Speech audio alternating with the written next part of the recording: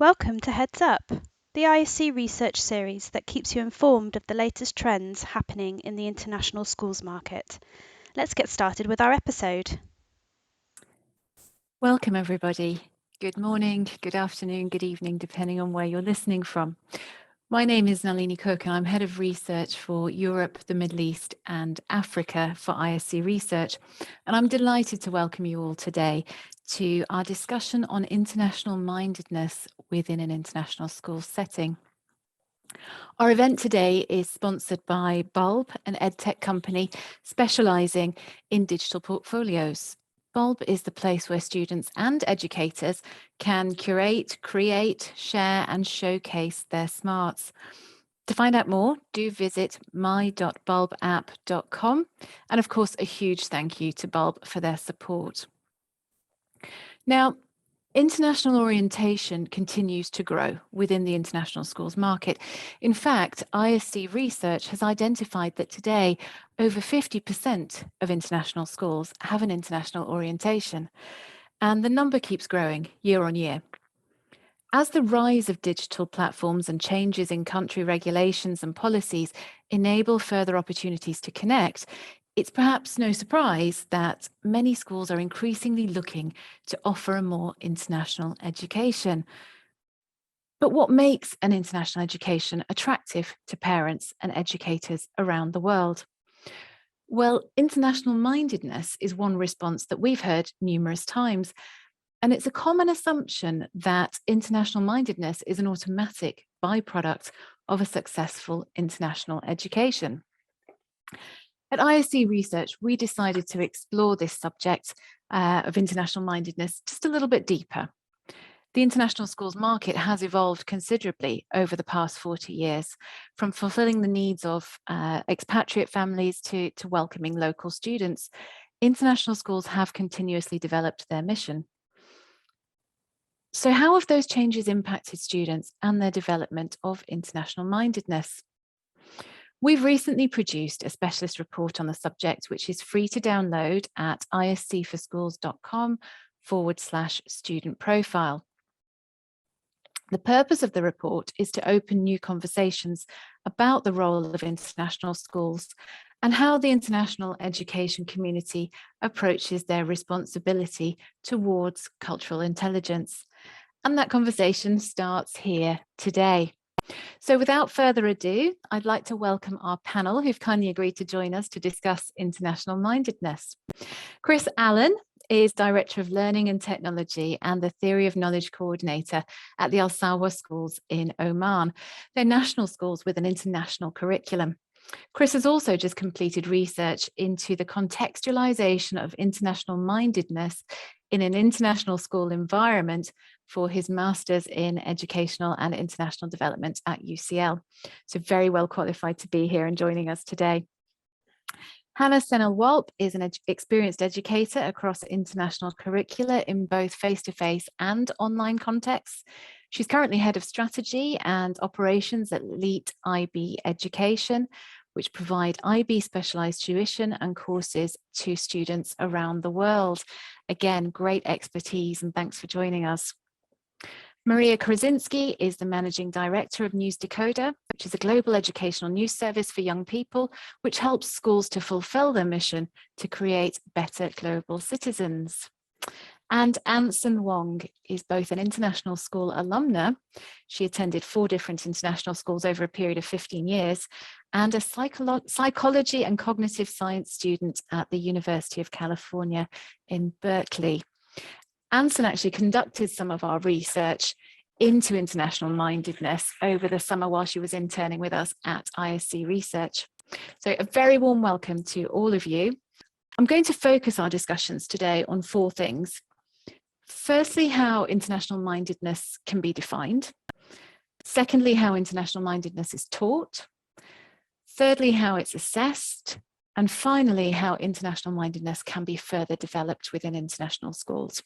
So let's get started with the question of how do you define international mindedness? Now, our research shows that there isn't one clear universal definition of international mindedness. So I'd like to start really by asking you each for your own individual definition and why you personally think international mindedness is important. Anson, as a international school alumna, can I start with you? What would you define international mindedness as, and why is it important?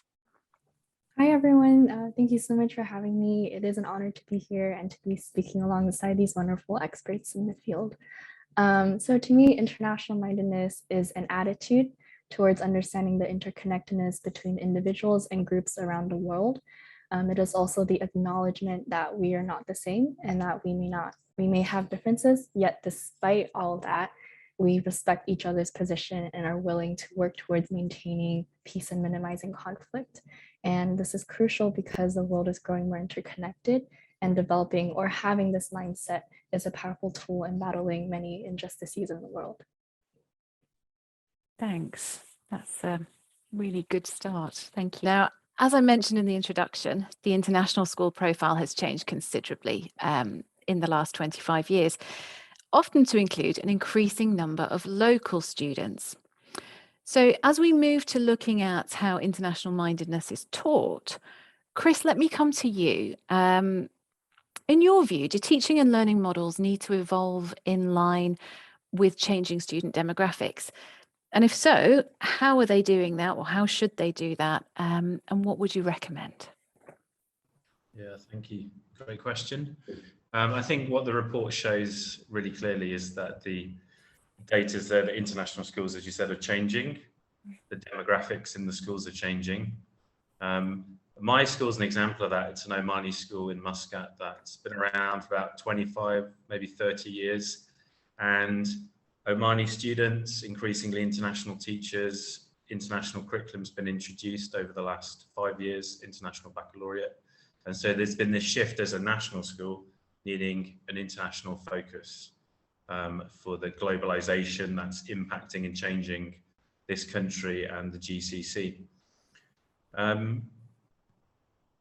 The definition I've looked at for international mindedness, and the phrase international mindedness itself is very much linked to the international baccalaureate and the learner profile. But it's such a fuzzy, as you've already mentioned, such a fuzzy concept that people have different definitions for. So part of my research was asking teachers, what is international mindedness? Is it important? And all of them said, yes, it's important. And then all of them gave very different answers to what it actually is. So what the IB says is it's three things. It's multilingualism, it's global engagement, and it's intercultural understanding. Now, multilingualism, if you think how many schools at the moment, or students in international schools, are really multilingual or studying multilingually. Most students increasingly are becoming bilingual, Arabic English, Chinese English, as needed, and as there's pressure on the curriculum. Global engagement, I think that for me has become the most important part of international mindedness. And then the third one, international understanding. So how can it be taught? I think the contextualization as a school is a really important way of bringing international mindedness to the forefront in a school and having a school-wide definition for what it means. There's a really interesting report written in 2016 by Elizabeth Hacking et al. From Bath University, which looks at international mindedness as a journey.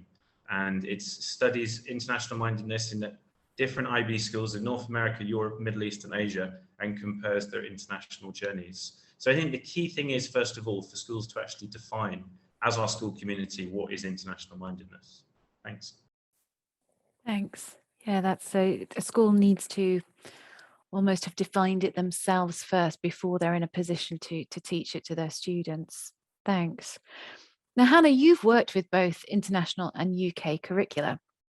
So I'm interested to know if, based on your experience, do you see international curricula such as the IB or Cambridge International as being more adaptable to a mix of cultures rather than country-focused curricula? What elements of curricula foster international mindedness, essentially, and can that be taught through national curricula? It's a good question. It's a tricky question in many respects, because we're comparing international curricula such as the International Baccalaureate or Cambridge International to national or local curriculum, which in themselves are not, it's not a homogenous kind of uniform group. You obviously have the variance there. So at risk of sounding a bit like a politician, I'm just setting out my stall in that one. But fundamentally, I think that the IB, Cambridge International, for example, do lend themselves well to being adaptable. And lend themselves well to incorporating international mindedness for a number of different reasons. And that sort of picks up on Chris's answer. They are, in their very construction, aimed at fostering elements of international mindedness. There's a key difference between something being international. They both have international, for example, in their names, but there's a difference between it being international for the purposes of recognition and that kind of as a passport to other places and translates to other places too, and international in terms of its international mindedness. So that's my, there is that key difference there. I think that the extent to which any curriculum can be truly, can truly represent international mindedness comes down to, as Chris has said, the individual school's adoption of it, how it's understood, how it's embedded, and how it's applied. The same with Cambridge. I would say they have the Global Perspectives programme, which again aims to foster this global international approach. The bilingual education strand to it, again, encouraging local language in addition to, or first language in addition to learning through English. And there's an emphasis in Cambridge on regional communities of Cambridge schools. So they are adaptable, but it comes back for me in terms of how a school approaches it. And it's a choice for administrators and individual teachers. How do they choose the texts that they teach? What topics do they teach? If you have a very prescriptive curriculum where set texts are dictated, how can you therefore incorporate the lens or the ideas of a different community, a different culture, a different region? It can be really challenging. And in my experience, it comes back to a mindset. So if you're looking at a text that is dictated, for example, or a concept or a topic that's dictated, do you look at it very much as this is what we sort of, this is what the textbook says, this is one way of looking at it? Or can we, as a group, look at this through a personal lens, a local lens, a national lens, and a global lens? What would somebody in another part of the world say about global warming? How would that impact you? What would they say about this dynamic in the relationship between characters in a text? What would somebody from Oman say about that? What would somebody from, et cetera, et cetera. So I think you can extrapolate and take this as a mindset and apply it to any curriculum in theory. But it's again about adopting that sort of approach to it rather than always adopting one particular way of viewing a particular type of curriculum. Thanks, Hannah. It's really interesting. I mean, it certainly sounds, it's obviously built in. It's into the IB and curricula like Cambridge International, but it certainly sounds like there are a number of things you can do with the right mindset, the right approach, even if you have quite a prescriptive national curriculum. There are certainly ways that through teaching, this can be approached with a more global or international mindset.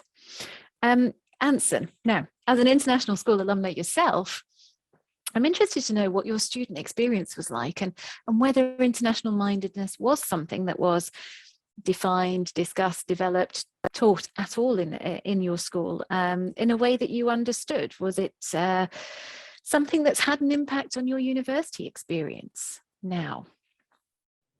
A really good question, and I think that's one that I continually asked myself as I was conducting this research over the summer. I think reflecting on my experience personally, I would say that international mindedness was only developed or discussed on the surface level. So up until graduating from high school, I understood international mindedness to the extent of being open-minded about different values and beliefs. But that was it. There's nothing more about developing the skills that I might need or the knowledge about things such as the history of racism and how it exists in the current society. And I think based on the experiences that I've had, I can see why this might be the case. So the schools that I've attended, they've done a lot of things to show that they are international, you know, hang all the flags of the countries represented like in the hallways, or have events such as International Day to share like different cultures. Like so much is done to point out that, hey, there's so many people in our school, to show that we are really international. But if we look deeper, like inside the classrooms, there's not much facilitation going on in terms of making sure that we actually appreciate and learn the nuances between like all our different cultures and backgrounds. So in regards to how international mindedness influenced my college experience, I think based on like the surface level understanding of being open-minded, it definitely has helped me connect with a lot of different people in university. Because in college, you'll meet people from all walks of life. And having this mindset was really helpful in learning all these different perspectives. But at the same time, I did wish that like we were taught more about important matters in the classroom, such as racism and inequality in the present society, because I realized that my knowledge paled compared to my peers. And it's quite embarrassing considering that I was coming from an institution that prided itself in educating global citizens. Yeah, that's an interesting one. I think most international schools that we know will have International Day, and as you say, the flag's up everywhere, but it's got to go deeper than that. There's got to be context. You've got to understand it properly in order to be able to live it yourself. That's really interesting. Thanks, Anson. Maria, now News Decoder's founder, Nelson Graves, has written a really interesting response to the report, and it's published as part of the report for anyone who hasn't read that yet. And in this, he talks about the growing importance of the local community within schools. How does this shift in power balance amongst school stakeholders result in a decolonization? And how important do you think developing international mindedness is to ease students in this transition towards global citizenship? Indeed. So unfortunately, Nelson couldn't be here today, so I will do my best to capture his thoughts and sort of share how News Decoder gets at some of these issues you're raising, particularly in the international school context. As the report notes, as we've already discussed here, there is this growing change in the composition of some international schools where you have fewer expat students, greater representation from the host country, as among the students, but also the faculty and administrators as well. And as Nelson noted in his response, this can create tensions. This can create whether a perceived or actual balance or shift in power at all levels. Can this be over the curriculum, school activities, who is being hired in certain roles, even down to your meals and dress code. We may see less of that imposition of the expat worldview over the general school culture as you get a greater representation of local students, faculty, administrators, and what does that look like overall for shaping the school culture. But whereas some tensions may arise, the point that I think Nelson was getting at, that's sort of at the core of News Decoder as well, is the opportunities really eclipse those challenges, particularly as it pertains to building an international mindedness and global citizenship among students. Most immediately, of course, students have that opportunity to meet and learn alongside the local community, to see their school as part of the community, not just a bubble. And as the report notes, there are even some student-led organizations now that are seeking to decolonize international schools and bring some of that perspective, that Anson was talking about. So it's really coming from all levels. And I think that awareness, understanding is a good step towards building international mindedness to build global citizenship. And at News Decoder, that's exactly what our program model is built upon. We are a sort of unconventional, extracurricular, or sometimes embedded in the curriculum organization to complement the international education model.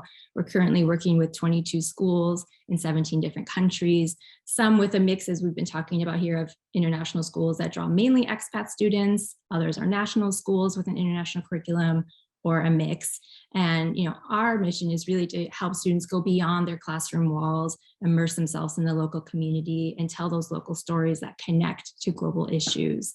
And as the report notes, and this is something that I think we have seen in the feedback from our students and faculty, is it does represent an interest, a broadening of the appeal of an international school to not just be, say, a pathway to the US or UK higher education, but to just have an internationally minded learning experience overall. on to the second part of my questions, which were looking at how we can actually assess international mindedness. Now, as part of our research, we asked social media followers from the international education community to rate their international mindedness. In fact, Anson, you led this part of the research over the summer. Now, all respondents, that 100%, everybody who responded to this question said it was the first time they've ever been asked to rate their international mindedness. Now, Anson, reflecting on your own experience, did you find this surprising? No, I did not find it surprising. I think I was more. I thought you were going to say that. I think I was more in awe that it like kind of confirmed like my own experiences and also my suspicions about like what the data might say. So as you mentioned earlier, I've been to 4 different international schools over like 15 years and I have many friends who attended like other international schools. And not once did we ever discuss like being regularly evaluated on specifically international mindedness. So it's not really a standard or a norm of attending an international school.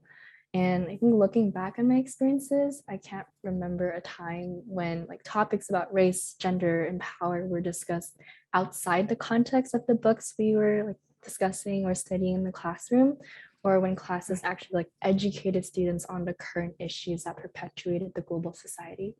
So I think there's like a lack of acknowledgement and discussion about the culture and diversity. And also this is the opposite really of embodying like international mindedness. Furthermore, I think in terms of like the discussion of international mindedness, it really wasn't explicitly talked about or spoken as a value that had to be learned or mastered by the time we graduate. I mostly hear it in the context of, you know, encouraging students to take the full IB diploma, as Chris alluded earlier, or like during assembly, we talk about the pillars or values of the school. I think in fact, like towards the end of my secondary school years, international mindedness became really a buzzword used as a marketing tool to get more parents to like enroll their students into schools or, you know, climb the ranks of some sort of top school list. I think from my personal experience, that was the extent that international mindedness was discussed. And I think there's an assumption that just by purely going to an international school, because of the environment, its structure, and educational system, you'd naturally develop this mindset of international mindedness. And I think that's really dangerous because 1, that's not how you develop attitudes or mindsets. And 2, if it's an assumption, then no one is actively evaluating or trying to change and improve the system. So yeah, that's my overall gauge of like the results that we gathered. A lot of the times though, I think schools do have the tools that they need to properly cultivate this international mindedness. So I think there just needs to be more active discussions in the classroom about things like racism, climate change, poverty, just more actions, like actionable items to like carry through to make sure that with the intent of broadening students' knowledge of the world and developing their skills to like tackle wicked problems. Thank you. That's really interesting. So it seems like to try and summarize what you were saying, essentially we need international schools have the intent, they have the tools, but rather than just using it as a marketing tool, they need to really be helping students contextualize it in daily life rather than through an academic lens only. Really, really interesting. Thank you. There's obviously still some work to be done. Now, assessment of international mindedness can be challenging because, as we've discussed already, there is no one standard definition or indeed a metric for evaluating the international mindedness of children in the classroom. Various methods suitable for use within education are available, and for the purpose of our research, we used the Cultural Intelligence and Global Mindedness scales.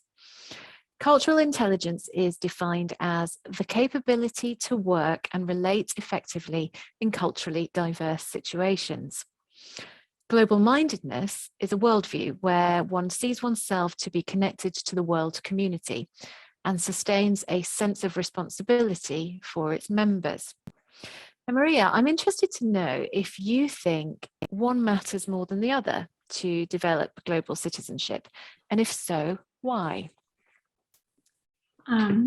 I think that, well, first, I think you've really pinned in on just how fuzzy a lot of these definitions are, and then thus how difficult it is to capture their impact. But I think you have to start from somewhere. So given these definitions, I think that global mindedness and cultural intelligence are both equally integral to the development of global citizenship, but I can see global mindedness leads to cultural intelligence. Global mindedness is sort of a necessary but not sufficient for global citizenship, and is sort of the passive precursor in a way to developing cultural intelligence. For example, from News Decoder's perspective, where baked into our mission is to develop young people into better global citizens and connect across borders. We know that not all of our students or readers of our website, which features content by and for young people, they're not all actively engaged in the reporting or journalistic activities. But among our readership, we know a student in Colombia might have the opportunity to read a story from one of our partners in Rwanda and learn about the issues that matter to young people there at their local level, perhaps find some commonality or a point of interconnectedness, and even question maybe their own assumptions about what they thought about that region or issue, which kind of gets to some of the unlearning of bias or prejudice that was hinted at in the report. And building that global mindedness kind of helps to build the fluency in global issues and perspectives for students to more actively engage and collaborate across cultures, or even just within their own school community and local host community. And again, our program model is connecting students with their local community, getting them out of their comfort zone to research the world around them, but also collaborate with students across borders. And I think that sort of becomes a positive feedback loop in a way where, by working and relating effectively in diverse situations, the definition of cultural intelligence we have there makes students kind of feel that greater responsibility to the global community, continually question our perspectives, which kind of builds their global mindedness even more.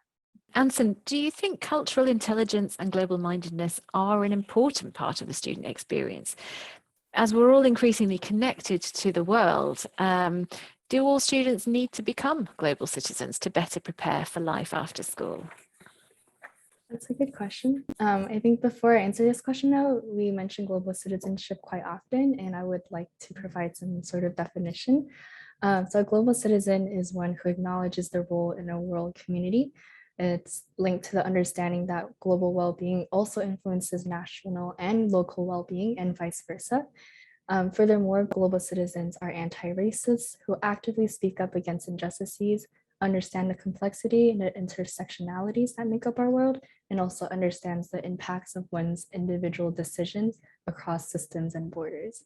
So based on this definition, yes, I do think that cultural intelligence and global mindedness are both important parts of a student's experience in an international school, just because they come across so many different cultures and backgrounds that it would really enhance their experience and allow them to learn from so many different perspectives.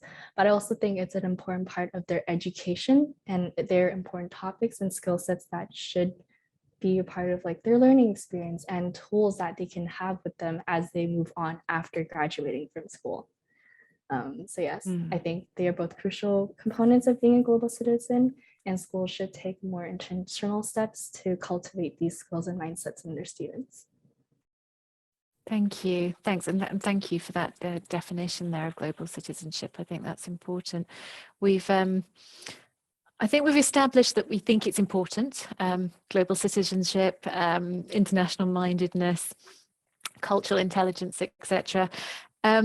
Chris, are you aware of any frameworks or initiatives that have been used within the sector to enable assessment of students' international mindedness or cultural intelligence in a rigorous way? Because whilst we've decided it's important, we need to know if students are actually gaining these skills, I suppose.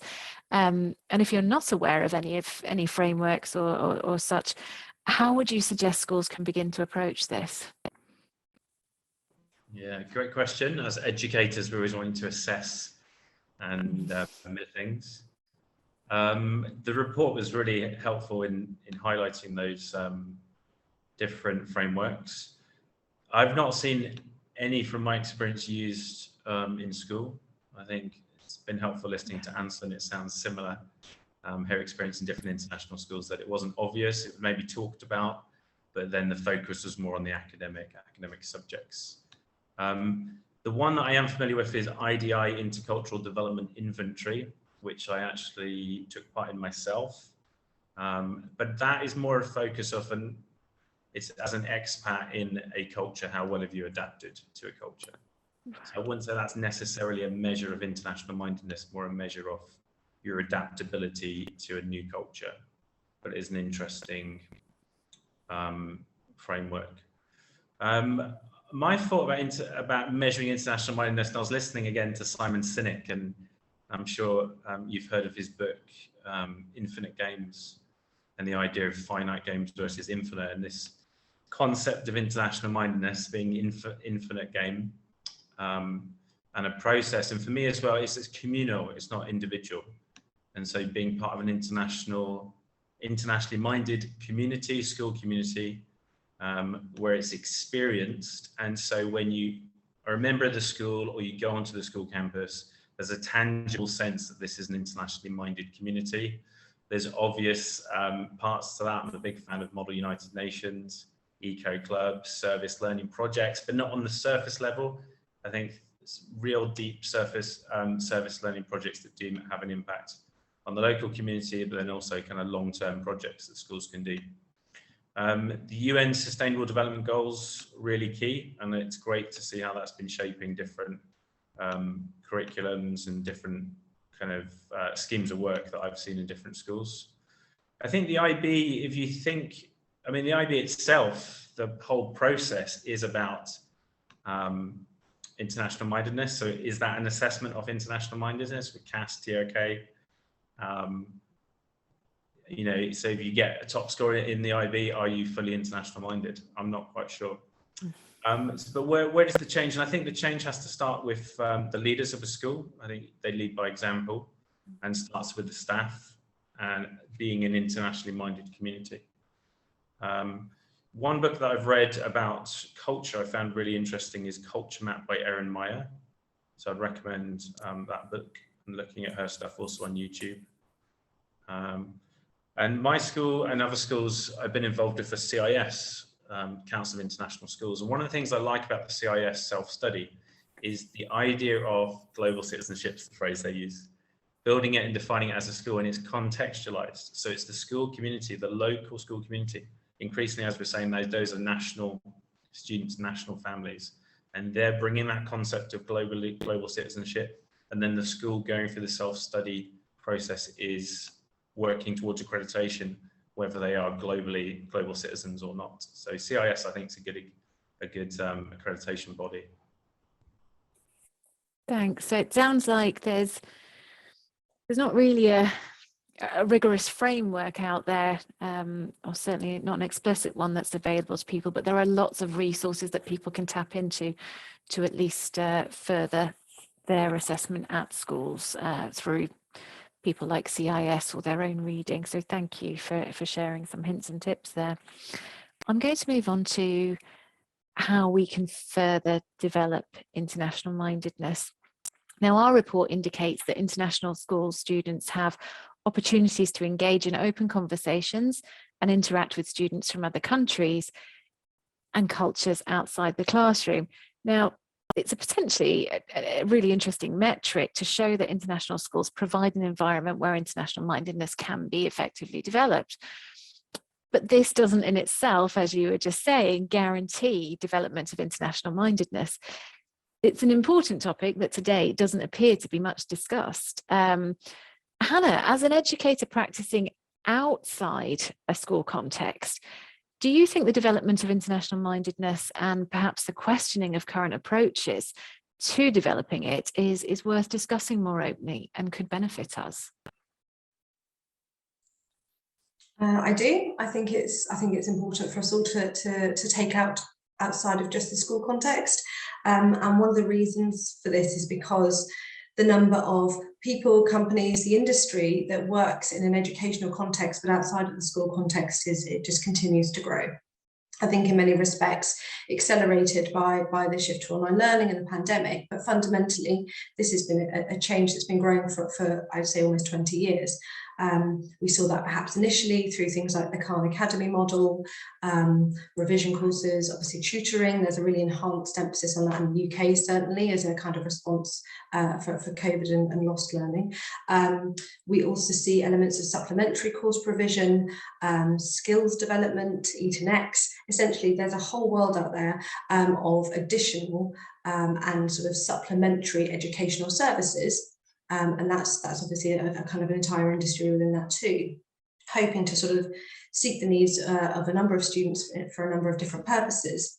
The report shows us that there's a real appetite for this from students, to demonstrate and to truly embed and understand that philosophy and understand practice international mindedness. So I think that it's probably easier from an industry perspective, and those I'd sort of take it to more general industry and thinking about employability. It would be really perhaps more useful and tangible if those within industry had a common definition to be able to work towards, and that might be able to support students in evidencing their proficiency within international mindedness, for example, on a university application or with an employer, and as they might themselves move into industry. So I think it's a useful and a very helpful thing to have if we have a relatively shared understanding of what we mean by international mindedness. But we're seeing progress, I would say, in terms of supporting it through things like News Decoder and other organisations, even without this common and shared definition, but it might accelerate the development of it at an industry-wide level. Thank you. Thanks very much. Now, the report shares a multitude of suggestions from teachers, alumni, students themselves, and administration staff, looking at how international mindedness can be fostered within schools. But Chris, what can school leadership do to embed cultural diversity in all elements of its strategy and to develop that international mindedness throughout the school community? How do you see that sort of filtering down from leadership? I think that the definition, again, as I've said, the contextual definition, looking at the values of the school and talking about them and having them, schools are good at plastering them everywhere, but actually having them talked about. I think one thing Hannah said as well is like looking through the curriculum, looking at the diversity of the curriculum and the examples that are used culturally, contextually. And I think it's that diagnostic kind of reflection as a school community, which again, like the CIS self-studies are good for that, because it gives you an opportunity to look at the guiding statements, to look at school, and if it's done well, then reflect on what does international mindedness mean, how are we working towards it, and across the whole school community, and then having an evaluation team to come and visit after the self-study and to evaluate your self-study against what you're saying and what they're actually seeing. Thank you. Maria, one of the things highlighted in the report was that many international school students interact with global communities, but perhaps don't have quite as many opportunities to actually interact with their local community and develop relationships and understanding there. I know that News Decoder works very closely with schools on co-curriculars as well as classroom learning. So outside of school timetabled activities, how can students be encouraged to interact with the culture of the country they live or study in, especially if it's not their native country? Sure, that's a great question. I think it's at really activating the international mindedness, right? And like, how do you actually do this in practice, not just talking about it abstractly in the classroom. And again, from the News Decoder perspective, we really encourage students to interact with the local community through researching, through reporting, exploring a topic or an issue from that local perspective. And that kind of activity often extends beyond their school day. We are embedded in some classrooms as part of their assignments and your typical schoolwork, but very often a lot of the students we work with really take it on as their own individual project. We are regularly publishing stories, podcasts, videos from our students who often did this in their own time, kind of after building up this toolkit, this skill set, they've taken it upon themselves to explore issues just happening within their school community as well as beyond. A new thing that we have introduced is hosting more global webinar series, bringing together the students that we work with from across borders, again, outside of school time. And for example, most recently, we held one on the future of democracy and the implications for young people. And one of our panelists, she is a Canadian British national at an international school in Belgium, that she presented on what are the democratic systems in Belgium, in her region, and had a chance to really research and understand and talk to officials in the host community where her school is, to kind of maybe broaden her perspectives. So that's one way that we kind of encourage outside of the classroom for our students to get involved. But really implicit in our work is this emphasis also on media literacy.